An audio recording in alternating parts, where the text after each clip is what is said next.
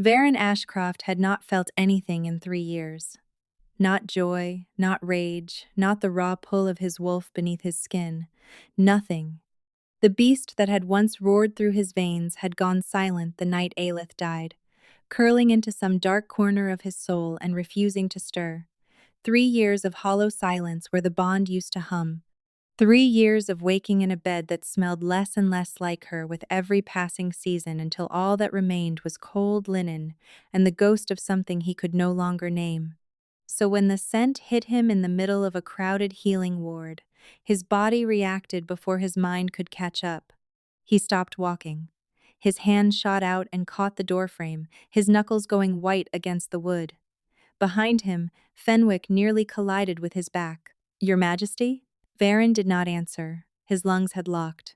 His wolf, dormant for 3 years, 3 brutal and silent years, surged to the surface so violently his vision blurred and his teeth ached with the beginning of a shift. The scent was impossible. Blackthorn and rain-washed stone, and something warm beneath it, something sweet and alive that he would know in any world, in any life, across any distance. Aelith. His dead mate's scent, threading through the bitter smell of healing tonics and fevered bodies like it had every right to be there. Like 3 years of grief and an unmarked grave meant nothing at all. Varen turned slowly. The healing ward was full. Cots lined both walls, occupied by soldiers and townspeople struck by the marsh fever that had swept through the lower districts. Healers moved between them in linen masks, their faces half hidden, their hands stained with tincture. The air was thick with sickness and camphor. But beneath it all, cutting through everything, was that scent. He scanned the room.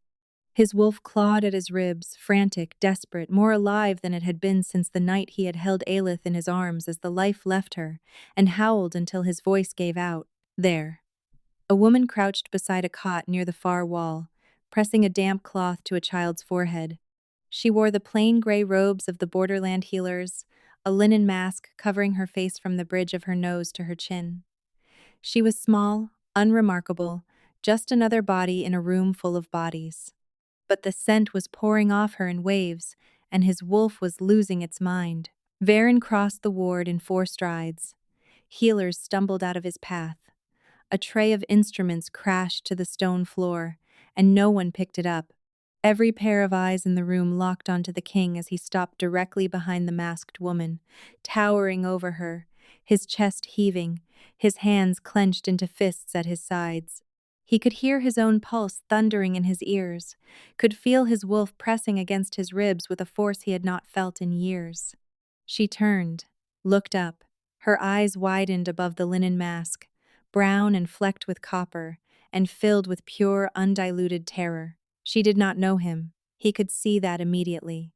There was no recognition in those eyes, no spark of familiarity, nothing but the primal fear of a small creature confronted by something far too large and far too focused on her. "Your name," Varen said. His voice came out wrecked, low and shaking in a way that made Fenwick take a sharp step forward. "Revna," the woman managed. "My name is Revna. I am one of the healers from the Ashwin Crossing. Please, I have not done anything wrong." His hand moved before he could stop it. He reached down and pulled the mask from her face. The linen fell away and revealed features he had never seen before. A narrow jaw, a scattering of freckles across the bridge of her nose, a small scar near her left temple that pulled slightly at the skin around it. Not Aelith's face, a stranger's face, but the scent. The scent was hers, identical, unmistakable, impossible. "Sire." Fenwick's hand was on his arm now, firm and grounding. People are watching. They were. Every healer, every patient well enough to lift their head, every guard at the door. All of them staring at the Alpha King who had not shown a flicker of emotion in 3 years, now standing over a masked nobody with an expression that looked like it might shatter his face. Varen released the mask. It drifted to the floor between them. Revna stared up at him with wide, frightened eyes, her pulse hammering so hard he could see it in her throat. He wanted to touch her. He wanted to bury his face in her neck and breathe until the world made sense again. His wolf howled beneath his skin, a sound so loud and raw he was certain she could hear it. She comes with us, Varen said. She does not leave the palace. Sire, I do not understand, Revna stammered, rising to her feet on unsteady legs. What have I done? Varen looked at her, this woman who wore a dead woman's scent like a second skin, and something in his chest cracked open for the first time in 3 years. Something that felt dangerously, terribly close to hope. That, he said quietly, is what I intend to find out. He turned and walked out of the ward without looking back. Fenwick lingered long enough to catch the woman by the elbow when her knees gave out beneath her. What is happening? She whispered. The beta's face was unreadable, but his grip on her arm was careful, almost gentle. Something that should not be possible, Fenwick said. They brought her to a small chamber on the second floor, windowless but clean, and locked the door from the outside. Revna sat on the edge of the narrow bed and pressed her hands together in her lap to stop them from shaking. She could still feel the heat of the king's gaze on her skin, the crushing weight of his attention, the way his voice had cracked on a single question like something inside him was breaking in real time. What had she done to make the most powerful man in the realm look at her like she had just torn open a wound he thought had scarred over? The room was cold. The walls were bare stone. She pulled the thin blanket around her shoulders and tried to think, tried to reason her way through the last hour, but nothing made sense. The king had looked at her like she was a ghost, like she was something sacred and unbearable all at once. She did not sleep that night. At dawn, the lock turned and a guard appeared in the doorway, his face carefully blank.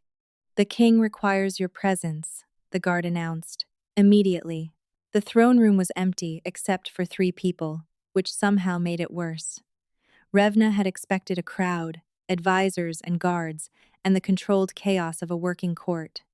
Instead, there was silence, cold morning light falling through tall windows, and the king sitting at the far end of a long table with Fenwick standing at his shoulder like a sentinel carved from stone. Varen looked like he had not slept either. The hollows beneath his eyes were deeper than yesterday, carved into his face like bruises. His posture was rigid, his shoulders locked back, and his jaw was set in a way that suggested he had been clenching it for hours. He watched her approach the way a hawk watches movement in the grass below, patient, focused, dangerous. Revna stopped at the opposite end of the table. The distance between them felt both far too great and nowhere near enough. Sit, Varen said. She sat. Her hands were shaking again, so she pressed them flat against her thighs beneath the table where he could not see. How long have you been at the Ashwin Crossing? Fenwick asked. His voice was calm, methodical, the voice of a man who conducted interrogations regularly and had learned to make them sound like conversation. 3 years, Revna said. The healer there, Mistress Orla, found me wandering the borderlands. I had no memory of anything before that. She took me in, trained me in herbcraft. No memory, Fenwick repeated. None at all? Nothing, Revna swallowed. I woke up in a ditch with a wound on my head and no idea who I was or where I had come from. Orla gave me a name because I did not have one. She gave me a life because I could not remember my own. Silence. Varen's knuckles were white around the arm of his chair. You do not know why you are here, he said. It was not a question. No, Your Majesty. 3 years ago, Varen said, his voice controlled in a way that suggested the control was costing him everything. My mate was murdered. Her convoy was attacked on the North Road while returning from a diplomatic visit. Her body was found in the wreckage. He paused. The muscle in his jaw jumped. She was identified by the ring on her hand. The convoy guards confirmed her death. My senior advisor, Lord Marin, oversaw the recovery of the site personally. Another pause. Heavier. I buried her. Revna's breath caught. She did not understand why he was telling her this, but the raw grief in his voice made her chest ache with an empathy so sharp it felt physical. This was not a king speaking. This was a man still bleeding from a wound 3 years old. You carry her scent, Varen said. Identical. A bonded mate's scent cannot be replicated. It cannot be manufactured or transferred or mimicked. It is as unique as blood, as singular as a voice. No two wolves in the history of our kind have ever shared a scent signature. The room seemed to tilt. Revna gripped the edge of the table. That is not possible, she whispered. I am no one. I am a borderland healer with no family and no past. And yet here you are, Varen said, smelling exactly like my dead wife. The word wife landed in the silence like a stone in still water. Revna opened her mouth to respond and found she had nothing. No defense, no explanation, nothing except the drumming of her own pulse and the irrational, terrifying feeling that something deep inside her had just stirred at the sound of his voice, something she had no name for. Fenwick broke the silence. We would like to conduct a formal scent verification. The court physician and 2 senior wolves will confirm independently whether the match is genuine. And if it is? Revna asked. Fenwick glanced at the king. Varen did not look at either of them. He was staring at the table, at his own white-knuckled hands, and the expression on his face was one Revna recognized from the healing ward. She had seen it on the faces of people who had been given news they could not survive but had not died yet. Hope, the most dangerous kind. The kind that comes after you have already accepted the worst. If it is, Fenwick said carefully, then everything we believed about the Queen's death may be wrong. The scent verification took place that afternoon in a sealed chamber with 3 witnesses. Revna stood in the center of the room while the court physician, a severe woman named Dreslin, circled her slowly. 2 senior wolves flanked the doorway, their nostrils flaring, their expressions tight with concentration. No one spoke for a long time. Dreslin paused behind Revna, leaned closer, then moved to the table where a sealed wooden box sat open. Inside were folded garments and a length of ribbon, and even from where she stood, Revna could see they were old and carefully preserved. Then Dreslin straightened and turned to Fenwick. It is a match, she said, complete and undeniable. Every marker, every layer, every base note and secondary compound. I have compared it against the archived scent samples from the Queen's personal effects. She paused, her expression troubled. This woman carries the Queen's scent down to the cellular level. This is not contamination or coincidence. Biologically speaking, this is the same person. She hesitated, then added, the facial structure differs from the Queen's portraits, but 3 years of malnourishment and borderland exposure can alter soft tissue considerably. The scar on her temple suggests significant trauma. The bones beneath are consistent. The silence that followed was deafening. Revna felt the blood drain from her face. That cannot be right. I am not your queen. I do not remember any of this. I do not remember him. But even as she said it, something tugged at the back of her mind. A sensation she could not name. Like a word sitting on the tip of her tongue just out of reach. Like a melody she knew but could not quite hum. Fenwick dismissed the witnesses and escorted her back to her chamber. At the door, he paused. The king has ordered that you remain in the palace until we understand what happened to you. Am I a prisoner? Revna asked. You are a mystery, Fenwick replied. And the king does not handle mysteries well. He hesitated, then added, more quietly. He nearly destroyed himself searching for answers after the queen died. He sent scouts to every corner of the realm for 18 months. He stopped eating. He stopped sleeping. He stopped ruling. The court nearly fractured around him. Fenwick's voice dropped. His wolf went silent the night she died. It has not stirred since. He looked at her steadily. Until yesterday. The door closed. The lock turned. Revna pressed her back against the cold stone wall, slid to the floor, and wrapped her arms around her knees. She was not the queen. She could not be. Queens had histories and bloodlines and memories. She had a scar on her temple and a name a stranger had given her, and 3 years of borrowed life in a borderland clinic. But her hands were trembling, and somewhere deep in her chest, in a place she had not known existed until yesterday, something was pulling, faint but persistent, like an invisible thread tied to a hook buried beneath her ribs, and the other end was somewhere in this palace, attached to a man with hollow eyes who looked at her like she was the answer to a question that had been killing him for 3 years. She pressed her hand to her sternum and felt it, the pull, and for the first time in 3 years, she was afraid of what she might find if she followed it. 3 days passed. 3 days of locked doors and delivered meals in silence so thick Revna could hear her own heartbeat in the empty room. No one came except the guard who brought her food twice a day, and the physician Dreslin, who drew blood and asked clinical questions and never once smiled. Revna answered everything honestly because she had nothing to hide, which made the whole experience more frustrating. She was not a spy or an imposter. She was a healer from a border village who had been minding her own business until a king with grief-wrecked eyes had ripped the mask off her face and upended her entire life. On the fourth morning, the lock turned and someone new walked in. Revna knew her by reputation only. Thessaly, the king's personal healer, the woman who had tended to the royal household for longer than most courtiers had been alive. She was tall, sharp-featured, with silver-streaked hair pulled back in a severe knot, and eyes that missed absolutely nothing. She moved with the unhurried confidence of someone who had seen every possible crisis and was not impressed by any of them. "So," Thessaly said, closing the door behind her and surveying the small room, "you are the one who has turned the palace upside down." "I did not mean to turn anything upside down," Revna said quietly. Thessaly studied her for a long moment, then pulled a chair to the bedside and sat with the air of someone settling in for a lengthy conversation. "I knew Aelith," she said. "The queen.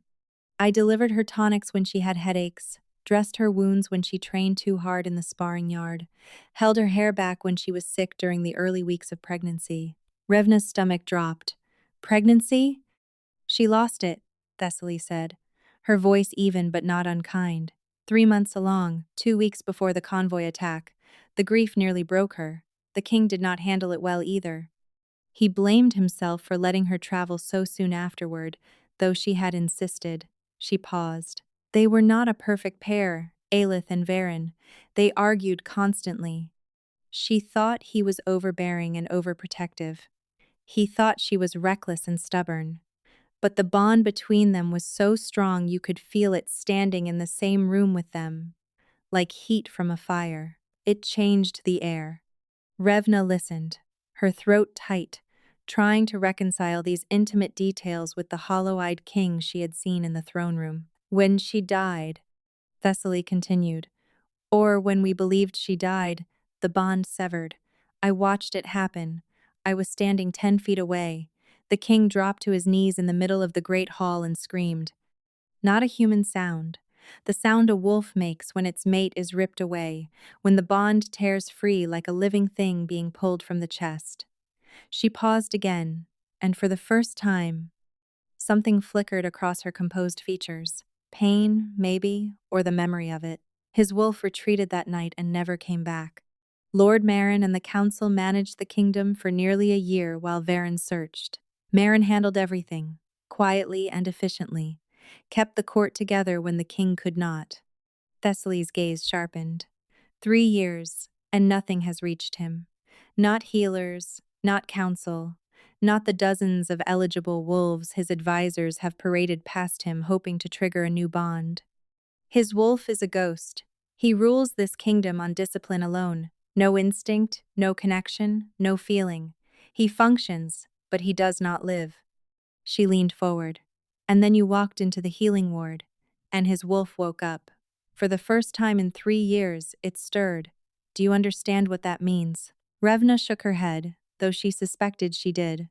"It means either you are Aelith," Thessaly said, "or something has been done to you that has never been documented in the history of our kind. Scent cannot be stolen or transplanted. It is encoded into the marrow, woven into the blood, which means your body knows something your mind does not." The words settled over Revna like cold water, but I do not remember anything, nothing. Not his face, not this palace, not a pregnancy, not a bond. How can I be someone I have no memory of being? "That," Thessaly said, "is the question that is keeping the king awake at night, among other things." "Other things?" Thessaly hesitated, which Revna was beginning to understand was rare for her. "Your presence in the palace is having an effect on him." The proximity alone, Even without direct contact, even separated by walls and corridors and 3 floors of stone, has begun to shift something in his wolf. He is feeling things he has not felt in years. It is not comfortable for him. Revna thought of the tug in her own chest, the invisible thread that pulled constantly toward some unknown anchor point somewhere above her in this palace. It had not eased since they brought her here. If anything, it had grown stronger with each passing day. "What kind of things?" she asked carefully. "The bond is trying to reform," Thessaly said bluntly.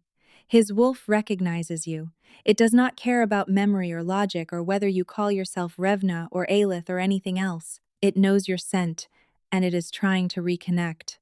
Revna's pulse spiked. "Can it?" "Not while something is blocking your memories. The bond needs both ends to complete. His wolf is reaching, but yours is not reaching back." "Not fully." Thessaly tilted her head, watching Revna with clinical precision. "Do you feel anything at all? Any pull? Any instinct? Any physical sensation you cannot explain?" Revna almost lied. Almost said no, nothing, I feel nothing. But Thessaly's gaze was steady and unflinching and somehow safe in a way Revna had not expected from the king's personal healer. "I feel a pull," she admitted, her voice barely above a whisper. "In my chest. Like something is hooked beneath my ribs and tugging. It started the moment he spoke to me in the ward. It has not stopped." Thessaly nodded slowly. "Your wolf is in there. Buried maybe. Caged maybe. But alive." She stood and smoothed her skirts. "I am going to recommend to the king that he spend time in your presence. Controlled sessions, supervised by me. If the bond is trying to reform, proximity may trigger memory recovery." Revna's heart lurched. "He will not agree to that." "He already has," Thessaly said from the doorway. "He agreed before I walked in here." She paused, something softening in her expression. "He is terrified, Revna. Not of you, of hoping. He buried his mate 3 years ago, and now a woman with her scent is sleeping 3 floors below him, and his wolf will not stop howling. He is holding himself together with nothing but will and habit, and both are wearing very thin." She opened the door. "Tomorrow morning, the king's private study. Fenwick will escort you." The door closed. Revna sat in the silence and pressed her hand to the ache in her chest. It was stronger now, warmer, and for the first time, she could have sworn she felt it pull back. The king's private study smelled like ink and old leather and him. Revna noticed the third thing first and hated herself for it. Fenwick led her inside and gestured toward a chair, positioned near the window, a deliberate distance from the desk where Varen sat reviewing documents. Close enough for proximity, far enough for propriety. The arrangement had Thessaly's fingerprints all over it. "Thank you, Fenwick," the king said without looking up. The beta inclined his head and left. The door clicked shut. Silence filled the room like water filling a glass, slow and heavy and rising toward a level neither of them was ready for. Revna lowered herself into the chair. She folded her hands in her lap. She looked at the window, at the bookshelves lining the far wall, at the carved mantel above the unlit fireplace, at literally anything other than the man behind the desk who was pretending to read while his pen had not moved a single inch since she entered the room. "You can breathe," Varen said. "I am breathing," Revna replied, then realized she had in fact been holding her breath. She exhaled sharply and felt heat crawl up her neck. Another silence. His pen scratched against parchment. The clock on the mantel ticked with maddening precision. "How long are we supposed to do this?" she asked. Thessaly suggested 2 hours. 2 hours of sitting in a chair? "Would you prefer to stand?" Revna bit the inside of her cheek. This was going to be very long. The first session passed in excruciating awkwardness. Varen worked. Revna sat.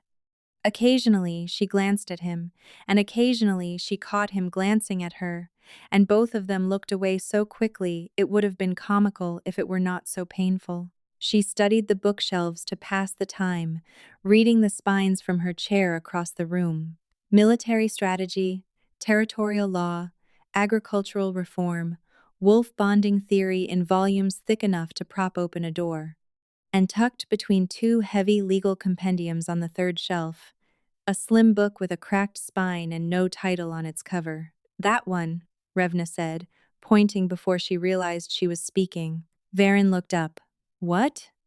The small one, between the law books. Third shelf, near the left edge. She frowned, a strange certainty settling over her like a chill. It is poetry. Valdesi poetry, the one about the sea. The silence that followed was different from all the others, heavier, charged with something electric and fragile. Varen stood slowly.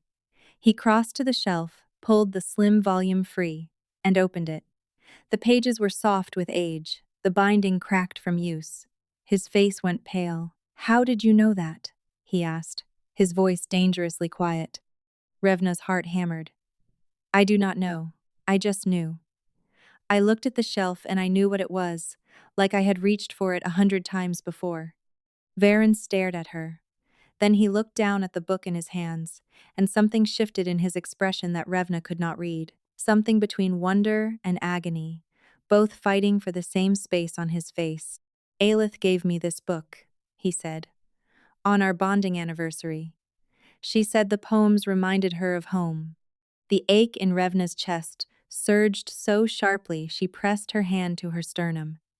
Varen's gaze dropped to the movement, and she watched his throat work as he swallowed. We are done for today, he said abruptly, and set the book on the desk face down, as if he could not bear to look at it any longer. But they were not done. They came back the next morning, and the morning after that, and the morning after that. The session stretched from 2 hours to 3, then to 4. Thessaly checked in daily, asking careful questions, recording observations in a leather notebook she carried everywhere. The proximity was working, she reported. Varen's wolf was stabilizing. His sleep, while still broken, was less tormented. The constant low growl that had vibrated through his chest for 3 years had begun to ease. But the changes in Revna were stranger and harder to explain. She started knowing things. Not remembering exactly, but knowing. The way you know where the ground is without looking down. She knew that the third step on the east staircase creaked. She knew that the kitchen garden had rosemary planted near the south wall and thyme near the north. She walked a corridor she had never been in before, and turned left without hesitation. And when Fenwick asked why, she said, "Because the library is this way." It was. Your body remembers this place, Thessaly told her during a private examination. Even if your mind does not. Muscle memory, spatial awareness, instinctive navigation. These are stored differently than conscious recollection. Whatever erased your memories did not reach deep enough to take these. Revna stared at her hands. What if I never remember? What if my body knows things I will never understand? Then we keep trying, Thessaly replied simply. The sessions with Varen grew less painful as the days wore on. He still worked while she sat, but the silence softened into something companionable rather than fraught. She began bringing herb work with her, preparing poultices and sorting dried plants at the side table Fenwick had quietly installed near her chair. The smell of lavender and chamomile filled the study, layering over the ink and leather, and replacing the staleness with something alive. One afternoon, she looked up from her work to find Varen watching her with an expression so raw and unguarded she forgot how to speak. She used to do that, he said. His voice was barely audible. Sit in that exact spot and sort herbs while I worked. The room smelled like this every day for 2 years. Revna's hands stilled over the dried chamomile. I am sorry. Do not be. He cleared his throat and looked away. It is the first time this room has felt like anything other than a tomb. She did not know what to say to that, so she said nothing, and the silence that followed was warm in a way none of the previous silences had been. Small things began to appear. A better chair, thicker and cushioned, replacing the wooden one she had been using. A lamp positioned at exactly the right angle for her herb work. A cup of tea, still warm, waiting on the side table when she arrived one morning before he did. Thank you for the chair, she said that afternoon. What chair? Varen said, not looking up from his report. And the lamp. I do not know what lamp you are referring to. And the tea? The faintest flush crept up the back of his neck. Fenwick handles refreshments, Revna bit her lip to keep from smiling, and something in her chest pulsed with a warmth that had nothing to do with herbal tea and everything to do with the man pretending not to care while quietly rearranging his study around her comfort. It happened on the 9th day.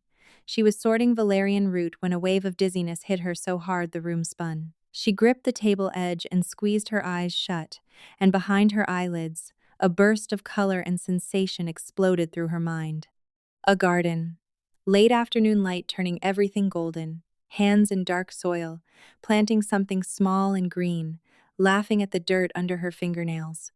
A voice behind her, deep and warm and impossibly familiar. You have got dirt on your face. Turning, still laughing, and seeing a man silhouetted against the low sun. A man whose shape she knew in her bones, whose scent wrapped around her like coming home, whose hand reached out and wiped the smudge from her cheek with a gentleness that made her whole body ache with longing for something she could not name. Revna gasped. Her eyes flew open. She was gripping the table so hard her knuckles had gone white. Valerian root was scattered across the floor, and Varen was already on his feet, halfway across the room, his face sharp with alarm. What happened? He demanded. Revna looked at him, really looked, and for one disorienting, devastating second, she saw two men standing in the same space. The hollow, guarded king in front of her, and the younger, softer version from the vision, reaching for her face in a sunlit garden, with a smile she had never seen this version of him wear. I saw something, she whispered. A garden. Dirt on my face. Someone's hand. Varen went very still. Every muscle in his body locked. Your hand, Revna said. Her voice cracked. It was your hand. Thessaly stood very still for a very long time after Revna finished describing the vision. Then she turned to Varen, who stood rigidly by the window with his arms crossed and his shoulders locked tight enough to snap. The herb garden behind the east wing, Thessaly said. That is where you and Aelith used to spend your afternoons. She planted the entire bed herself. Chamomile, lavender, thyme, everything Revna has been sorting in your study. Varen said nothing, but a vein in his temple pulsed visibly, and his breathing had changed, gone shallow and controlled in the way of a man fighting to hold himself together. The memories are surfacing, Thessaly continued, her tone clinical but not cold, not through conventional recall, through sensory triggers. Scent, environment, routine, physical proximity. Her body is rebuilding pathways that something severed. She paused, choosing her next words with visible care. Which brings me to the next step. No, Varen said. Thessaly ignored him. Physical contact, she said to Revna. The bond is trying to reform, but it cannot complete with only one side reaching. Your wolf is buried beneath whatever took your memories. Direct physical contact with the king, skin to skin, will give your wolf the strongest possible signal. It may accelerate the memory recovery significantly. I said no, Varen repeated, his voice harder now. You said no before the proximity sessions, Thessaly reminded him. And those have produced more results in 9 days than 3 years of searching. The proximity sessions do not require her to touch me. And the proximity sessions have reached their limit, Thessaly said firmly. She had a sensory episode today, a violent one. The memories are pressing against whatever wall is holding them back, and they are going to keep pressing whether you approve or not. Would you rather she has these episodes alone and unanchored, or with someone beside her who can ground her through it? Varen's hands curled into fists at his sides. Revna watched the war play out across his face with an ache that surprised her in its intensity.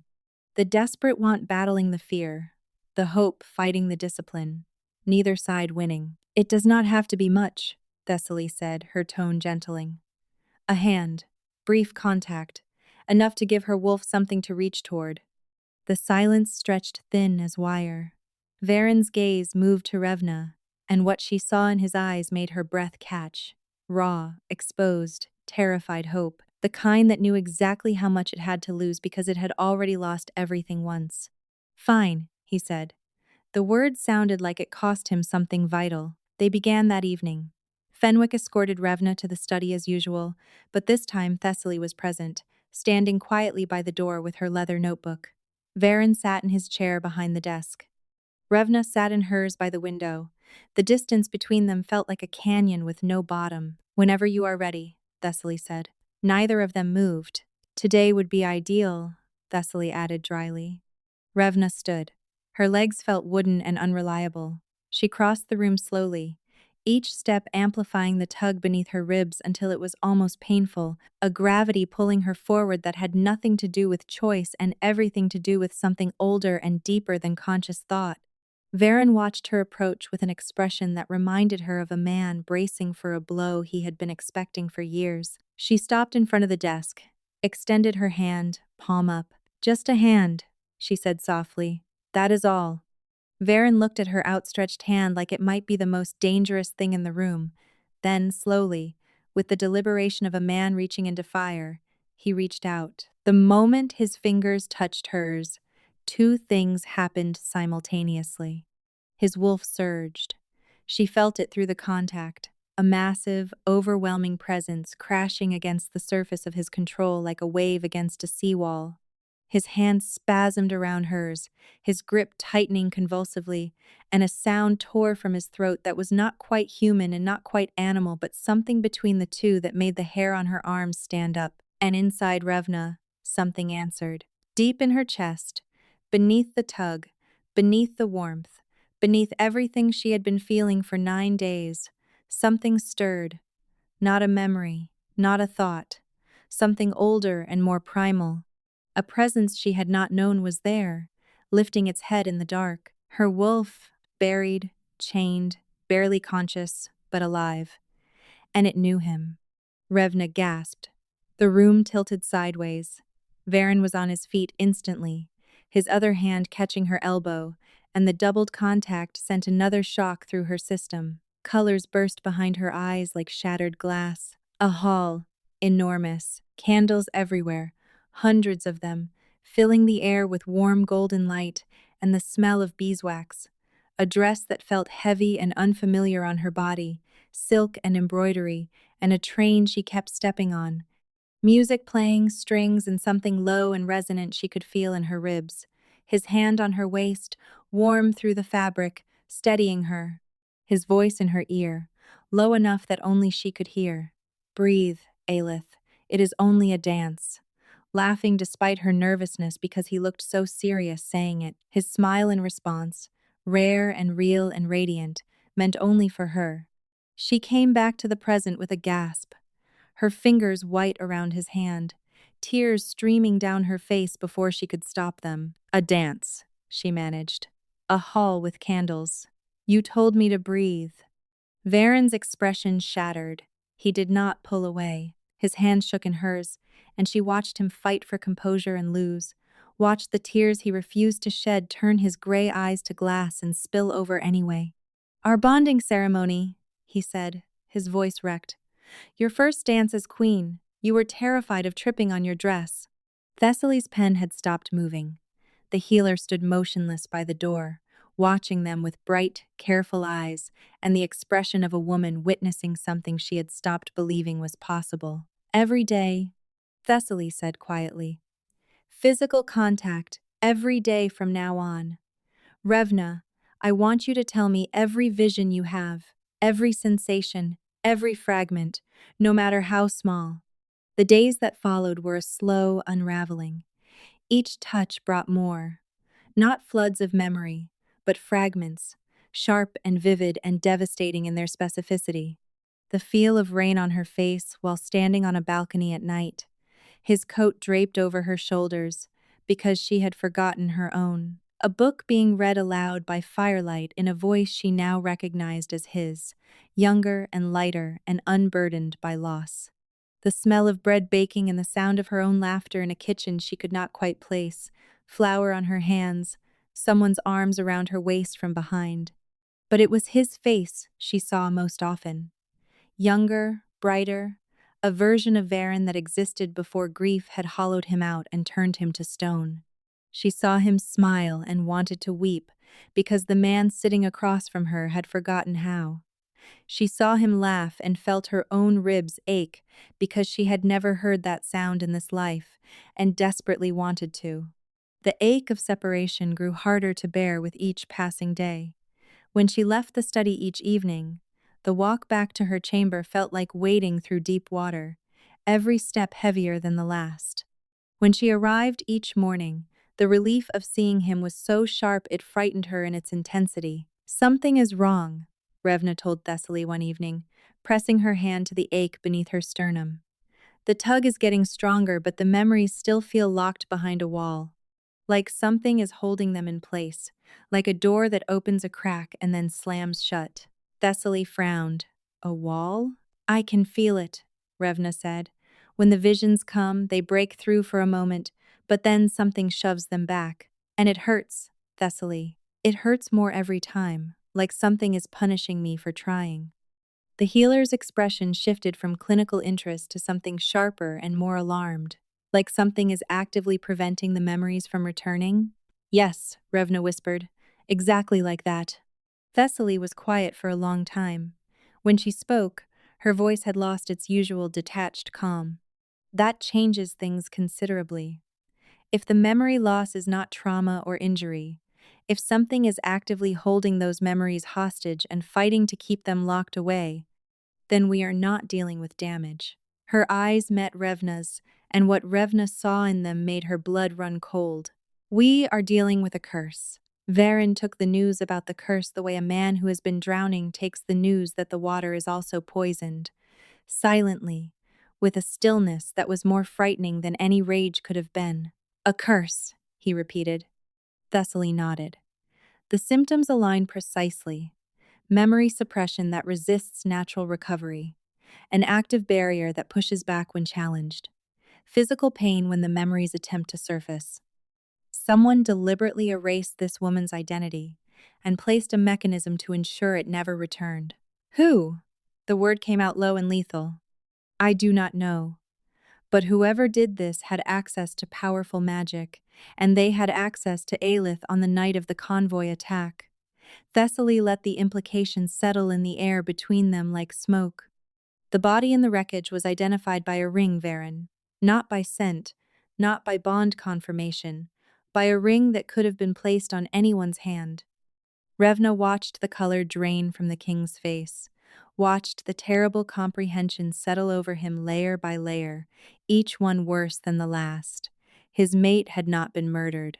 She had been taken, stripped of her memories, and abandoned on the borderlands to wander like a lost animal while he buried a stranger in a queen's tomb and mourned a woman who was still alive and breathing and alone. 3 years, Varen said.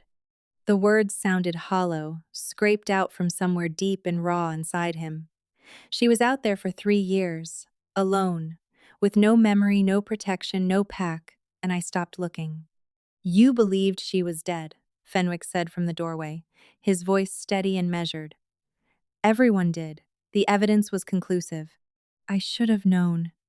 Varen's voice cracked on the last word like ice giving way beneath a man's weight. "The bond. I should have felt that she was still alive. A true mate knows. Every story, every legend, says a true mate knows." "The curse severed the bond's signal," Thessaly said gently.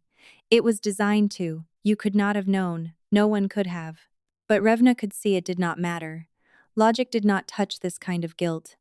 He blamed himself with a ferocity that made the air in the room feel thin and insufficient, and no amount of reason was going to reach him through the wall of self-recrimination he was building brick by brick behind his eyes. That night, Revna had the worst episode yet. She was lying in her chamber, staring at the ceiling and listening to the distant sounds of the palace settling into sleep, when the vision slammed into her without warning. No gentle surfacing, no gradual fade-in. It hit like a physical blow to the base of her skull, and she screamed.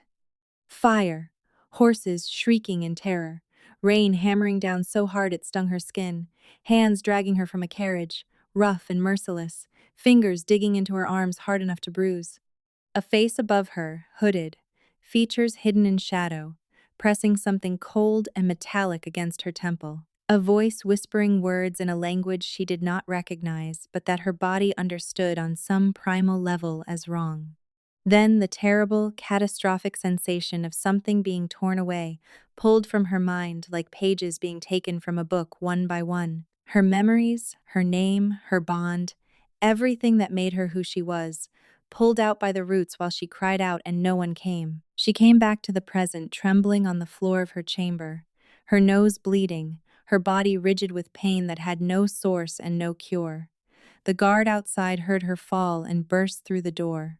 Within minutes, Thessaly was at her side, pressing cool cloths to her forehead and checking her eyes for dilation. Within minutes more, so was Varen.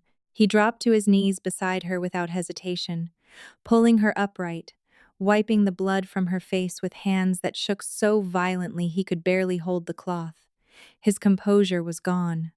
The mask he wore for the court and the council and the kingdom was in pieces on the floor, and the man beneath it was raw and terrified and barely holding together. "What happened?" he demanded, looking at Thessaly. "The curse is fighting back," Thessaly said. "The bond is trying to reform, and the curse is resisting the reformation. The harder the bond pushes, the more violently the curse retaliates." Varen's arms tightened around Revna. She could feel his heartbeat against her shoulder, furious and terrified, pounding so hard she could feel it in her own teeth. "Then we stop," he said. "No more contact, no more sessions. We stop pushing." Revna's eyes opened. "No, you are bleeding," Varen said, his voice rough with barely controlled panic. "The curse is hurting you. Every time we push forward, it pushes back harder. I will not allow this." "I do not care about the pain." "I do," he said, and the rawness in his voice made her throat close around something sharp and aching. "I care. I cannot watch this happen to you. I will not." Revna reached for his face. Her hand was unsteady, streaked with blood from her nose, but she cupped his jaw and made him look at her. "Someone stole my life.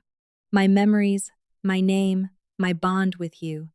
They stole everything I was, and you want me to stop fighting to get it back?" His eyes were wet. He did not blink. "If fighting kills you, then yes. You would rather lose me twice than let me try?" The question hung in the air between them like something made of glass, fragile and sharp-edged and one wrong word from shattering. Varen flinched like she had struck him across the face. His hand came up to cover hers, pressing her palm harder against his cheek, and he closed his eyes. "Do not ask me to watch you die," he whispered. "I will not survive it a second time." He pulled away, stood, took 2 steps back, then 3, putting distance between them with the deliberate precision of a man dismantling something precious because he believed keeping it would destroy it. "No more sessions," he said. "No more contact. Thessaly, find another way to break the curse. A way that does not risk her life." "Varen," Revna started. "That is an order," the king said. His voice was steady now, locked back behind the iron control he wore like armor. But his eyes betrayed him. His eyes were devastated. He left. The door closed behind him with a finality that felt like a burial. Thessaly helped Revna back into bed, cleaned the blood from her face with practiced hands, and checked her vitals in a silence heavy with things unsaid. "He is wrong," Revna said. "He is terrified," Thessaly replied. "There is a difference, though both lead to the same mistakes." The separation was immediate and absolute. Varen cancelled all sessions. Revna's access to the study was revoked. Fenwick delivered the news with an apologetic expression and a firmness that made clear the decision was not negotiable and not open to appeal. Revna tried to argue. Fenwick listened patiently, respectfully, and completely without yielding. Then he locked the door. The first day was bearable. The ache in her chest throbbed dully, but she had grown used to aching. She told herself it was temporary, that Thessaly would find an alternative, that Varen would come to his senses once the fear loosened its grip. The second day was harder. The ache sharpened into something that felt like a fishhook dragging against the inside of her ribs, pulling toward a fixed point she could not reach. She could not eat, She paced her small chamber until her legs burned, then sat on the bed and pressed her fist against her sternum and tried to breathe through the mounting pressure. The third day, she heard his wolf. Not physically, not through the walls, through the incomplete bond itself, a howl so anguished and distant it might have been her imagination. But she felt it resonate in the hollow space where her own wolf stirred restlessly, pacing its invisible cage and whimpering in a voice Revna had never heard before. By the fourth day, she could not get out of bed. The room spun when she tried to stand. Her hands shook, even lying still. Her skin felt too tight, like something beneath it was trying to get out and could not find the way. Thessaly came and went, her expression growing darker with each visit. She took Revna's pulse, checked her eyes, pressed her hand to Revna's forehead, and held it there longer than seemed necessary. "The bond is degenerating," she told Revna quietly. "Without contact, the partially reformed connection is collapsing in on itself.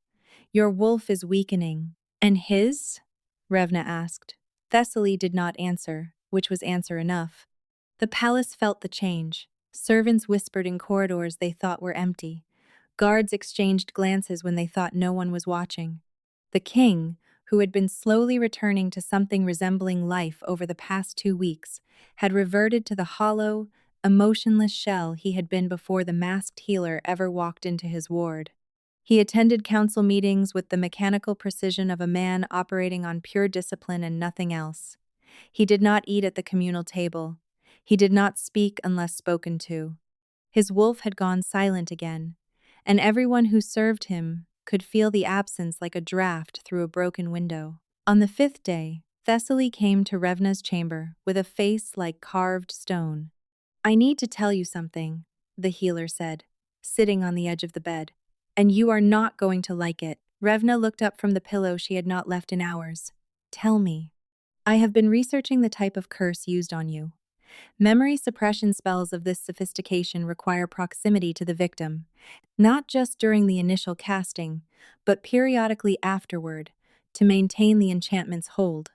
Revna frowned. "What do you mean, periodically?" "The curse needs to be maintained," Thessaly said, "reinforced, like a lock that needs returning, which means whoever cast it has had access to you since the attack, possibly at the Ashwin crossing, possibly even recently." The implication hit Revna like a wall of ice. "Someone at the crossing?" she whispered. "Or someone here?" "Possibly either. Or both." Thessaly leaned forward, her eyes sharp and urgent. "There is more. The curse is not just suppressing your memories, Revna. It is feeding on the bond. The stronger the bond grows, the more energy the curse must consume to maintain itself. That is why the episodes are getting more violent. The curse is cannibalizing the bond to stay alive." Revna's blood went cold. "So if we keep pushing, the curse eats the bond. And if you stop pushing, the bond collapses on its own from the strain of partial reformation. Either way, without direct intervention, the bond dies." Thessaly paused, and when she spoke again, her voice was stripped of its usual clinical detachment. "And based on what I am seeing in both of you, neither of you will survive its death." The room was very quiet. Revna stared at the ceiling and felt the warmth in her chest flicker and dim like a candle guttering in a draught. "Does the king know this?" she asked. "I told him an hour ago," Thessaly said. "He is in his study. He has not moved since." Revna closed her eyes. Somewhere in the palace, through walls and corridors and locked doors, she felt the faintest tremor through the dying bond. Not a howl this time. Not grief or rage or desperation. Something worse. A surrender. He was giving up. Revna did not sleep that night. She lay in the dark and felt the bond flickering in her chest like a dying ember, each pulse weaker than the last, each pause between pulses longer than the one before. Thessaly's words circled through her mind on an endless loop. "Neither of you will survive its death." She thought about Orla at the Ashwin crossing, the woman who had found her wandering the borderlands with blood on her temple and nothing in her head. Who had given her a name and a purpose and 3 years of quiet, borrowed life in a village that smelled like pine and wood smoke and the simple, uncomplicated kindness of strangers. She thought about the person she had been before that ditch. A queen, a mate, a woman who planted herb gardens and danced badly at her own bonding ceremony and loved a man whose laugh she could almost hear if she pressed hard enough against the wall in her mind. Someone had stolen that woman, ripped her out by the roots and left a shell wandering in the mud. And now that same curse was eating the only thread connecting her to the life she had lost. Revna sat up. Her body ached in ways that had nothing to do with muscle or bone. Her limbs felt heavy and wrong, like she was moving through water, like gravity had doubled while she was lying still. But the warmth in her chest was still there, faint and desperate and flickering, and she followed it the way a lost traveler follows a distant fire. She stood, crossed to the door, tried the handle. Locked. Revna knocked.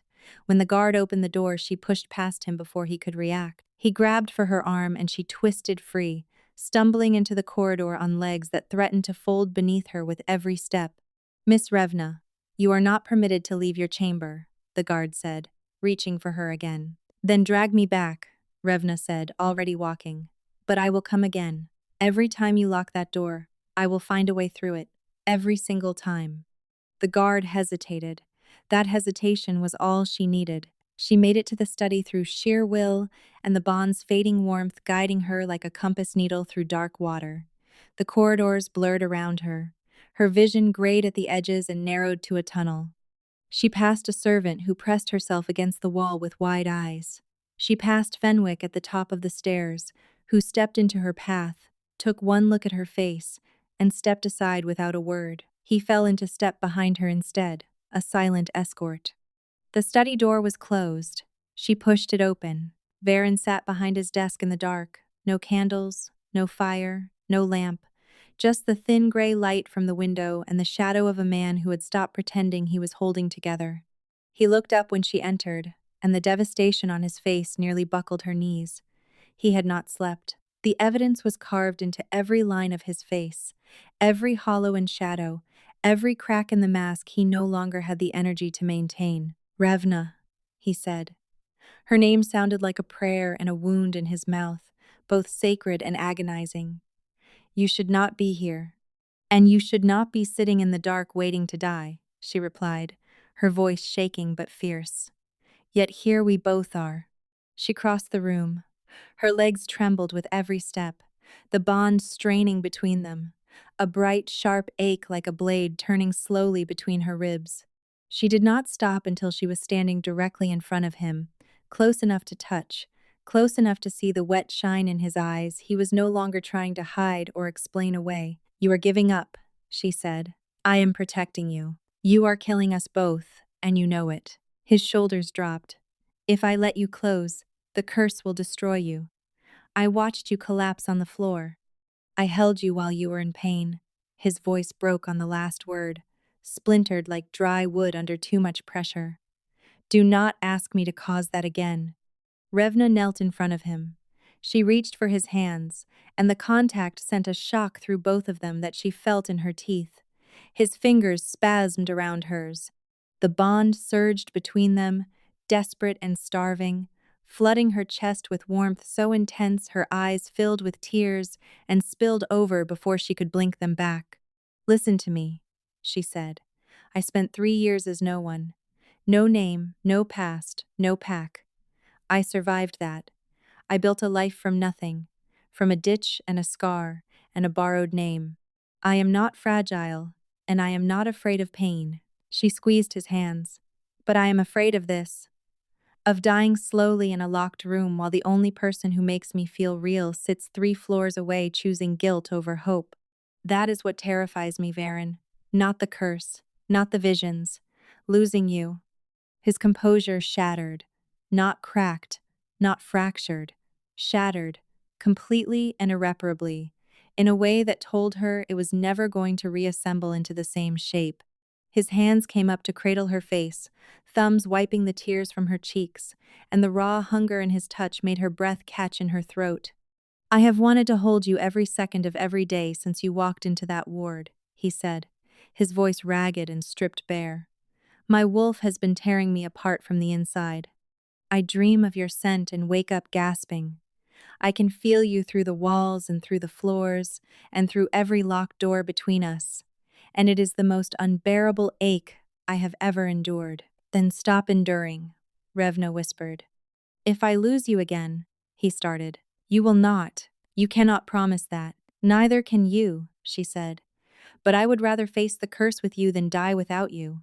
That is not bravery, Varen. That is just the truth. He stared at her. She watched the last wall fall. Not slowly, not in pieces, not brick by careful brick. All at once. Like a dam giving way under pressure it was never built to hold. He kissed her. His hand slid into her hair, tilting her head exactly the way he wanted it, and his mouth found hers with a desperation that stole the air from her lungs. She kissed him back with everything she had, everything she was and had been and might still become, and the bond roared to life between them. So bright and fierce it felt like standing in sunlight after years spent underground in the dark. He lifted her, just picked her up like she weighed nothing, and she wrapped herself around him and felt his arms lock tight, felt the tremor running through his entire body, felt 3 years of grief and longing and desperate restraint pouring out of him through his hands and his mouth, and the raw, broken sound he made against her throat. What followed was inevitable, not rushed but unstoppable, like a river finding its course after a dam has broken. He was tender where she expected ferocity, gentle where she expected urgency. His hands trembled against hers, and she realized he was afraid, not of the curse or the consequences, of waking up and finding this was not real. When the bond finally sealed, it was like stepping through a door into a room she had always known but never seen. Warmth flooded through her, golden and deep and infinite, connecting her to him at a level that went beyond thought, beyond memory, beyond the reach of any curse ever crafted. She felt his wolf through the bond, massive and fierce and weeping with 3 years of accumulated relief, pressing against hers. And her wolf, caged and buried and silent for 3 years, answered. The sound her wolf made was not a howl. It was a recognition, a homecoming. They lay tangled together in the dark afterward, his heartbeat steady beneath her ear, the bond humming between them like a plucked string still vibrating with the force of what had just passed through it. Revna felt more whole than she had since the moment she had opened her eyes in that borderland ditch 3 years ago. She closed her eyes and let the warmth pull her under. The vision hit without warning, not fragments this time, not flashes or impressions or half-formed echoes. The full memory, complete and unbroken, crashing through the curse's weakening wall like a battering ram shattering rotted wood. The convoy, night, rain hammering the carriage roof, hands dragging her out into the storm. A face above her, hooded but visible in a flash of lightning that turned the whole world white for one frozen second. A face she knew, a face she had seen in this palace, sitting at the council table, leaning over maps, pouring the king's wine, whispering counsel into the king's ear with the patient, measured voice of a man who had spent 3 years steering a grieving kingdom from the shadows. Lord Marin, the king's senior advisor, the man who had planned the convoy route, the man who had been responsible for the queen's security, the man Thessaly had praised for holding the court together. His voice, cold and precise, cutting through the rain and the chaos and the screaming horses, speaking to the hooded figure beside him with the tone of a man giving instructions he had rehearsed many times. Take her memories, all of them. Leave nothing. She cannot be allowed to return. Revna's eyes flew open. She was shaking violently, her body rigid against Varen's chest. The bond blazed between them, white-hot and furious, and she knew he had felt everything. Every image, every sound, every terrible detail. Revna. His voice was barely human. Something ancient and predatory had surfaced in it, something that made the darkness in the room feel suddenly very small and very fragile. What did you see? She looked up at him, and the words tasted like ash in her mouth. I know who did this to me. Varen did not move for a long time after she spoke the name. He held her against his chest, and she felt his heartbeat change. felt it slow from the frantic rhythm of a lover to something hard and deliberate and dangerous, the rhythm of a predator locking onto prey. "Marin," he said. The word was quiet, terrifyingly quiet. The kind of quiet that comes before destruction, before the ground opens and swallows everything standing on it. "I saw him," Revna said. "At the convoy. He was there, in the rain, giving orders. Take her memories. Leave nothing." She swallowed hard. "He planned the whole thing, Varen. The attack, the body, the ring on the dead woman's hand. All of it. Why?" The question came out strangled, forced through a jaw so tight the words barely escaped. Revna closed her eyes and reached for the memory again, pushing past the pain that flared when she pressed against the curse's weakening wall. The wall was thinner now, cracked and unstable, and more details surfaced through the fractures. Marin's voice, speaking to someone in a dark chamber weeks before the attack, calm and reasonable and utterly without conscience. The bond makes him impossible to control.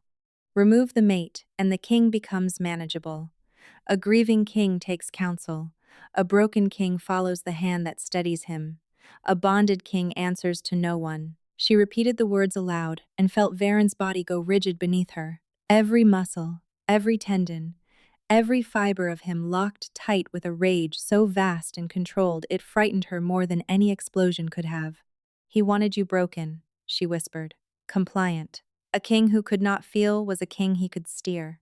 3 years, Varen. He has been steering you for 3 years." The silence that followed was the most dangerous sound Revna had ever heard. It lasted so long she began to wonder if something inside him had simply stopped working.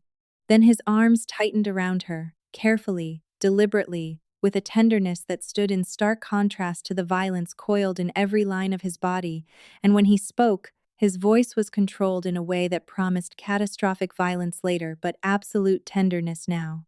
"He will answer for this," Varen said. "But not tonight. Tonight, I need you safe. Tonight, there is something more important than vengeance."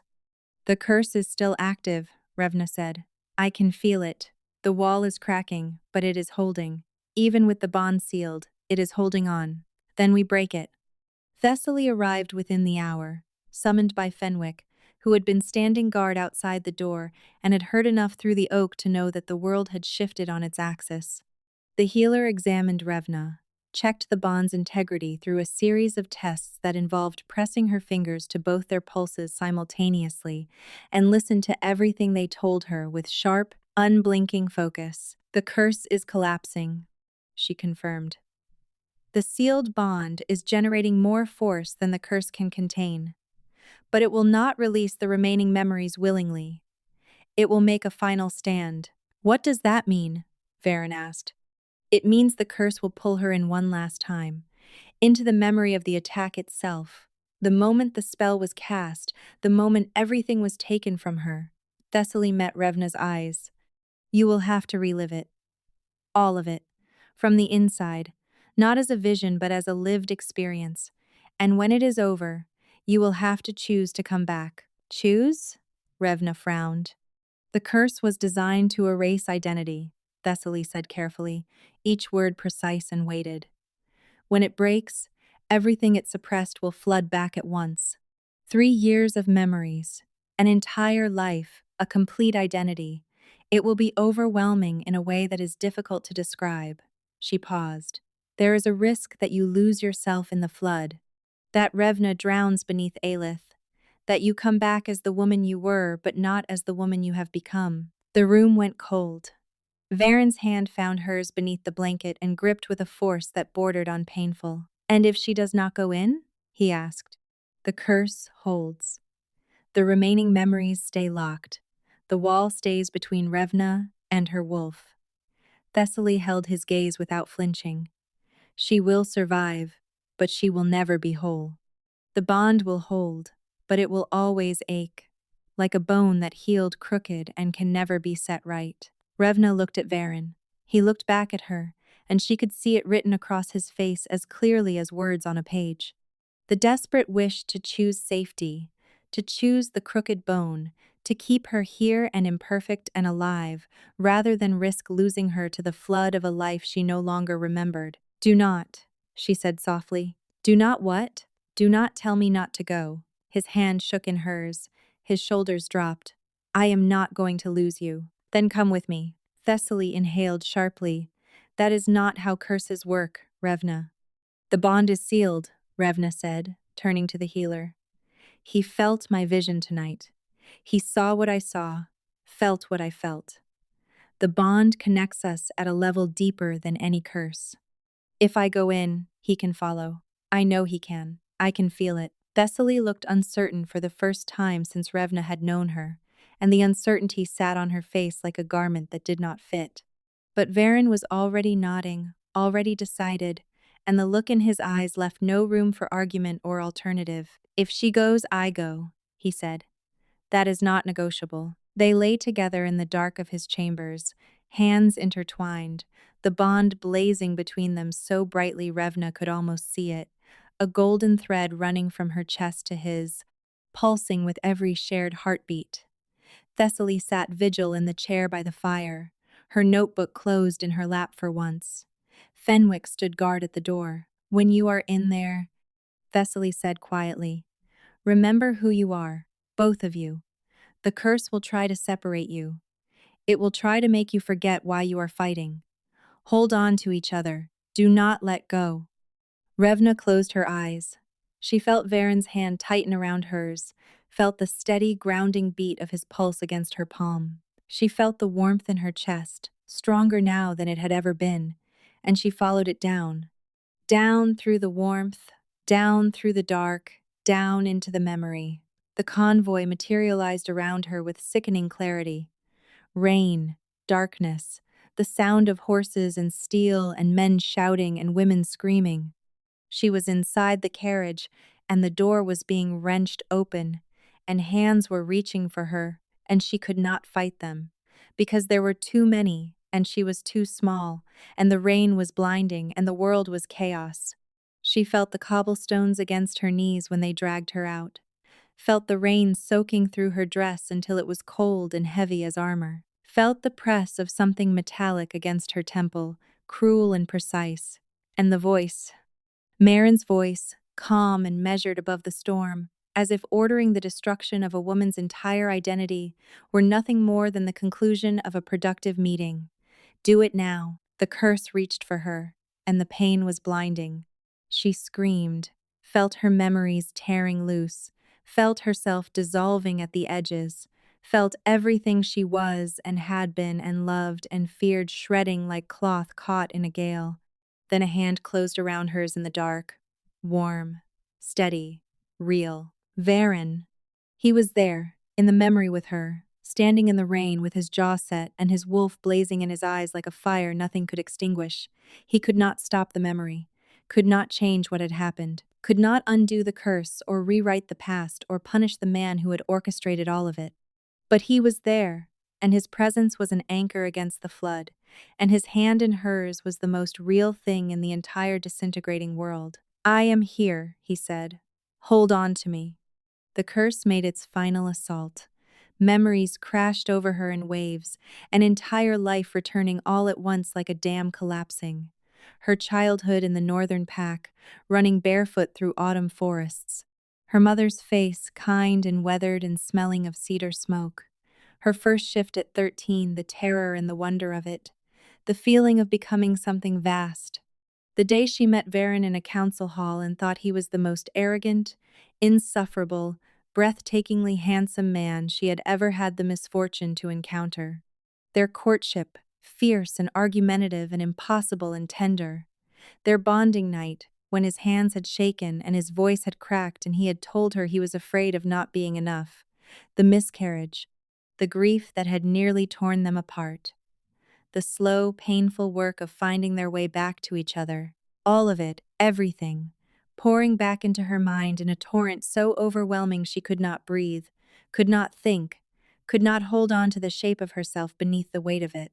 She was Aelith, drowning in Aelith's life, and Revna was slipping away like a dream dissolving in morning light.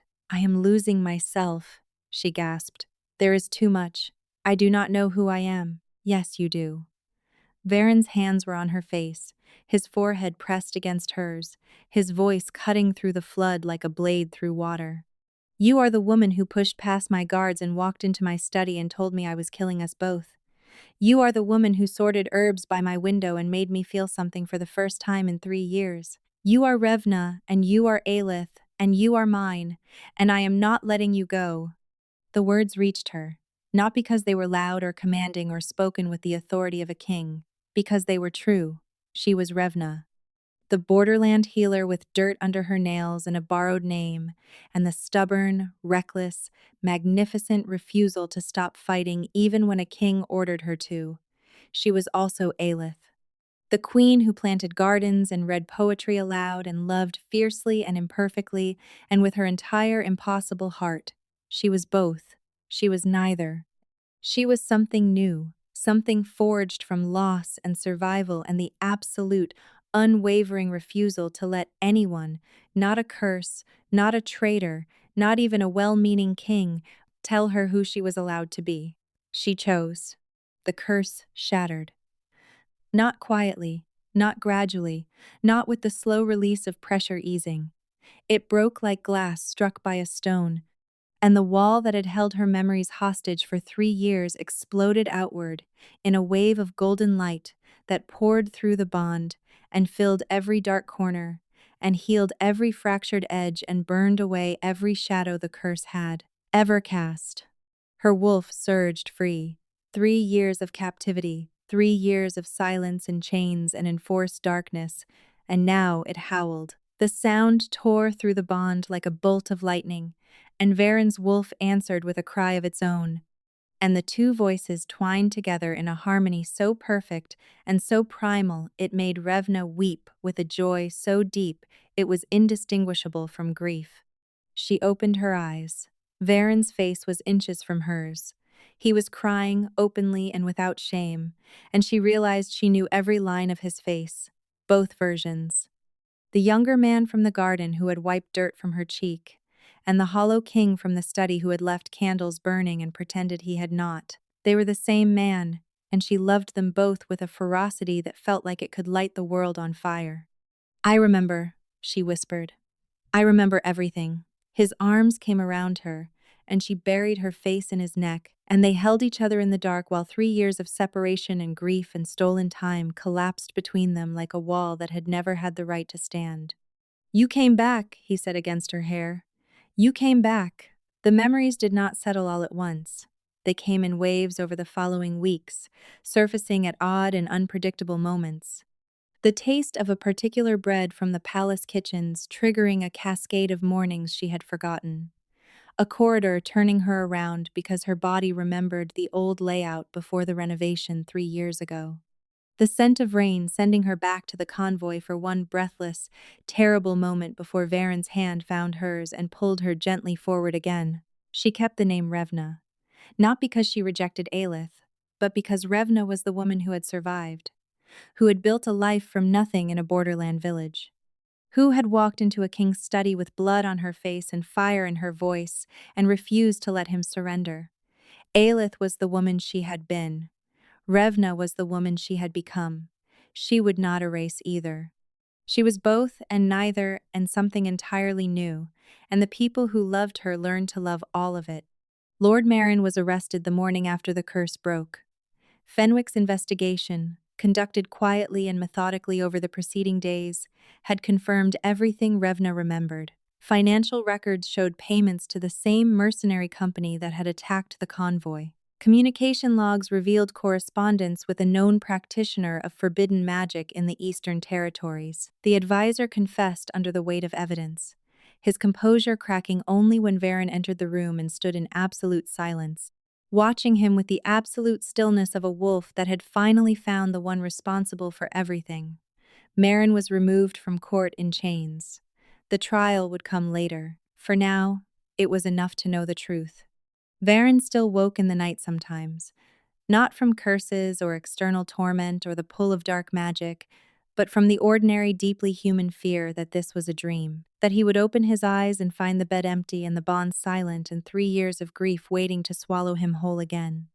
But Revna was always there. She slept curled against his side with her hand resting over his heart, and when he woke gasping in the dark, she murmured something half asleep and incoherent and pressed closer, and his wolf settled, and his breathing steadied, and the fear released its grip and dissolved back into the nothing it had always been. Thessaly declared the curse fully broken after 6 weeks of observation. The memories had returned.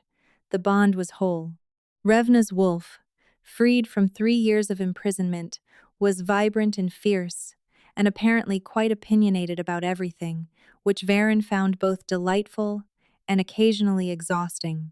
"She gets that from Aelith," he told Fenwick one morning, watching Revna argue with the head gardener about the placement of a new herb bed she was convinced belonged closer to the south wall. "She gets that from herself," Fenwick corrected mildly. Varen smiled. It was still an unfamiliar expression on his face, still something that surprised the people around him every time it appeared.